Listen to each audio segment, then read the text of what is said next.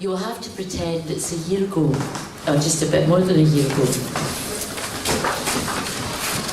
And I'm just got to make sure that they're in the right order. This was a thing written just over a year ago for a thing that the National Theatre of Scotland did, which was portraits talking. They were all called Dear Scotland. You know, they started off as Dear Scotland. It was a letter to Scotland. And you'd pick a portrait in the National Gallery. I picked Burns's portrait. So picture it, if you will, different sex, different time, a portrait, a very, very familiar portrait, speaking out loud. Dear Scotland. Dear Scotland, darling Scotia. Nah, that's shit. Hear me, my native land. OTT, a bit. Try Dear Caledonia, stern and wild, and hit the romantic note. As long as you steer up young and old, get them fit for their big vote. Now, isn't this broad portrait of your bard a gem? A very icon, fit for sticking on a dishclout or in a frame. Naismith prettified me in paint. Now to all of them, I'm Rabbie. I'm your man, the greatest, the creme de la creme at Standard Habbie. For honest what lit crit would cry the form I wrote in, habitually, that dum-de-dum you all quote in because it sticks. I will allow it stoten, this nifty stanza. I could go to sick Lensway, say sick a lot in, Largs to Lochranza, Plockton to Peebles, Old Ayr to Aberdeen, Glasgow, Embra, Alloa to Wick, and all points in between. Look to me, rhyming, to reason arguments umpteen with rigour. In it, I can persuade, seduce, or vent my spleen with vim and vigour. I'm quoted, misquoted whiles I lack. 'Tis fair to admit posterity's a broad kirk kind of affair. They pick and choose their bits of you. As Scots, whate'er their bag is, commemorate my birthday, whisky, neeps, hot air and haggis. This January, you need to look back a whole year, this January hanselled in a most auspicious year. At suppers across the land, the sloganeer, I know the poet in me, all sought to commandeer as on their side. Yup, shit or get off the pot time's nearly here. Time nor tide, as the poet said, etc., nae man can tether. And Christ, that poet was me. But ony blether that tries to sign me up as a better half the giver gets stuffed. I'll tell them, in language purpler than the heather, enough. That parcel of rogues in 1707, after the Darien disaster, will ne'er be forgiven, had us bought and sold for English gold, bastards driven by greed and gain.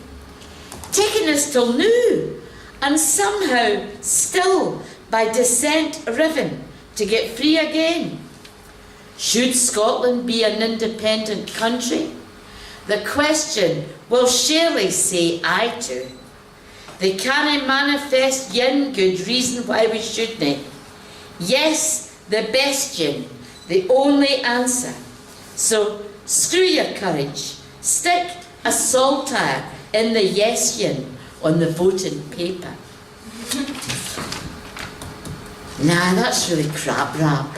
Only answer, voting paper, that will not do. Not only does it not rhyme, barely even makes it into the assonance category. It's not even half assonance, actually. Half-assed, half-assonance at best. Plus your prosity's pish. Man, but you've really lost your touch, even as a mere sloganeer. Trouble is, I'm finding it hell of a hard to get going with saying something so bloody obvious. What kind of a country doesn't want to take responsibility for its own affairs? I gee up. No, don't gee up, don't gee up. No. Are you a country or are you a region? Is there at root a common cultural identity that somehow defies your nation? How are you going to answer that big, that simple question? Should Scotland be an independent country? Should Scotland be an independent country? Vote no and you'll be under Tory rule forever. If Middle England says so, and who's to say it will nae? Vote yes and oh dearie me, there'll be a bit more paying taxes. Good. If you're one of those affluent enough to pay tax, why would you not be glad and proud to be part of a democracy with the full autonomy and power to make compassionate and just choices about social care, education, health, welfare for the most vulnerable? Christ almighty, don't talk to me. Don't talk to my good wife Jean about poverty. Do you ken nothing about our lives? All right, that's past. And what's by is by. But you on September 18th could make that first of many good and independent choices. Aye, and about defence and foreign affairs as well. Do you want Trident? You could wake up on the 19th of September not to work as if you were in the early days of a better nation, but to be alive now in the early days of a better nation if you made it so. And no, I never said it would be easy. Not in prose, rhyme, rap, hip-hop, verse libre, sonnet, syllabics, standard habit, no ne'er-do-well doggerel. You'd have to make it up as you go along, as I do. Open your hearts and hope, open your minds to change, open up the future because it's not yet written. It's as open as that is coming yet is true. But close the gap between what we say and what we do. So, da-dum, da-dum, da-dum, da-dum, da-dum, da-dum, da-dum, da-dum, da-dum.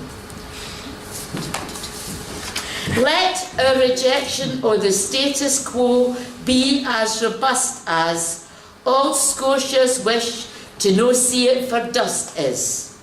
And New Scotland's passion for social justice be our base note. Look to the future, show her what trust is, gie her a yes vote.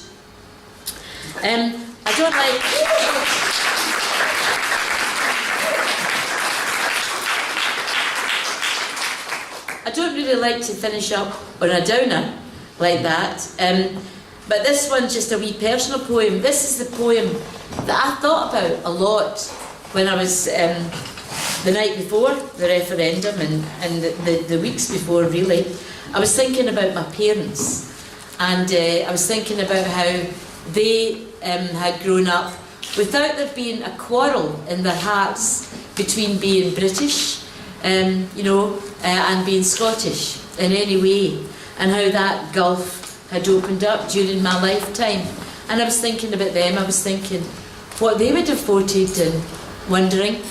I was thinking of my father, on the beaches of Dunkirk when he was 19. I mean, he was a pay clerk and stuff like that, but still ended up there at Dunkirk. I was thinking of my mother in the army down south and listening to the buzz bombs overhead and hoping they didn't cut out. So I was just thinking a lot about my own personal kind of history and my own personal place in the 20th century, well, not my person, but people of my generation's place. So it's just a wee poem, a wee personal poem, and it relates very strongly to me, to the referendum, because it's what I was thinking about before going in and putting that satire in the yes box. It's just called After the War. After the war was the dull country I was born in. The night of Stafford Cripps's budget, my dad inhaled the blue haze of one last capstan, then packed it in. You were just months old. The Berlin airlift. ATS and Remy badges rattled in our button box. Were they surprised that everything was different now? Did it cheese them off that it was just the same, stuck in one room upstairs at my grandma's, jammed against the bars of my cot, with one mended feather-stitched jumper drying among the nappies and the winter dikes, the puffed and married maroon counterpane reflected in the swinging mirror of the wardrobe. Radio plays, them loving one another, biting pillows in the dark while I was sleeping. All the unmarried uncles were restless, champing at the bit for New Zealand, the Black Country, Corby. My aunties saved up for the new look. By International Refugee Year, we had a square green lawn and a 12-inch telly. Thanks very much. Sorry for having to go early. I've got to get to her friends. I don't want to keep her up. So I've got to get to her friends. I'll stay for another couple of, but I'll have to sprint. So thanks for letting me change the order. Thanks very much.